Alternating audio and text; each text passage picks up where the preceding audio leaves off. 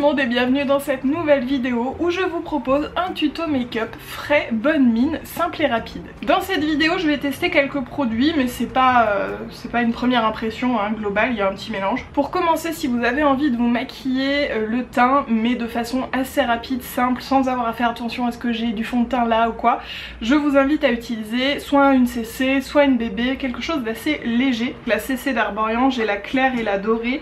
Je vais voir, je pense que je vais utiliser un petit mélange des deux. Ça c'est un produit je pense que vous connaissez bien.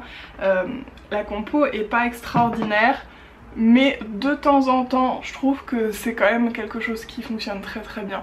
Voilà, je ne sais pas si ça se verra à la caméra mais c'est tout de suite un petit peu plus unifié.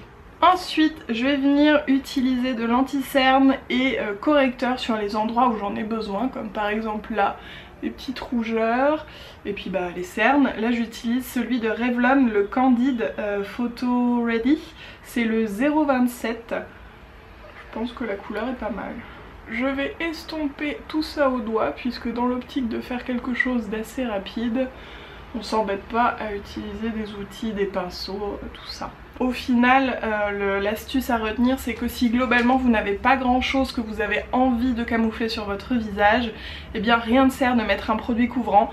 Mieux vaut limite mettre juste une crème hydratante et ensuite y aller un petit peu avec du correcteur. Ça va vous donner un teint plus frais, plus léger, plus naturel. Cette étape n'est pas obligatoire mais pour moi poudrer le teint va me permettre déjà d'être tranquille par rapport au masque s'il y a besoin. Là je vais utiliser la Do You de Too Faced, je sais même pas si elle se fait encore. Je la trouve vraiment bien parce qu'elle est lumineuse et je trouve que quand on veut avoir un petit peu bonne mine, et ben avoir une peau 100% mat ça peut parfois avoir tendance à éteindre un petit peu la bonne mine attitude. Je sais pas si vous comprenez ce que je veux dire.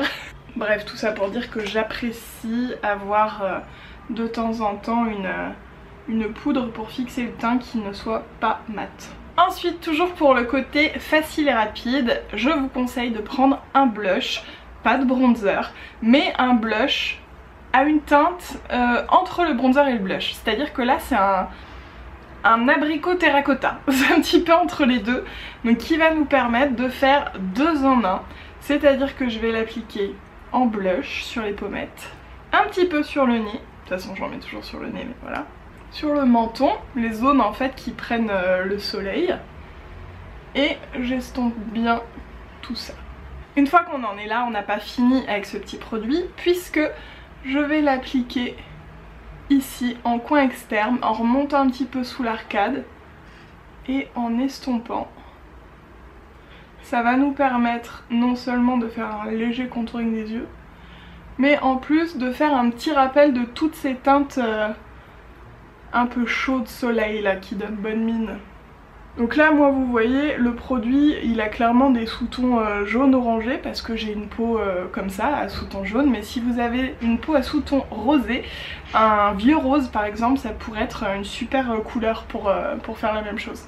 Vous voyez ça donne vraiment un effet soleil mais juste avec un petit produit. Je ne vais pas appliquer d'highlighter parce que j'ai ma poudre qui était déjà lumineuse et je sais pas si vous voyez notamment au niveau sur l'anti-cerne, moi je le vois là, il y a un petit peu ces nacres rosées qui étaient dans la poudre, donc je vais laisser ça comme ça. Ah oui d'ailleurs j'en profite pour vous le dire, c'est important si vous faites ça avec le petit blush qu'il ne soit pas pailleté ni nacré, il faut vraiment qu'il soit limite mat en fait hein, parce que si vous mettez des paillettes et des nacres dans le haut du front ça risque de faire bizarre. Je vais juste me brosser les sourcils, je vais juste les fixer avec l'éternel 24 heures brosseter de Benefit.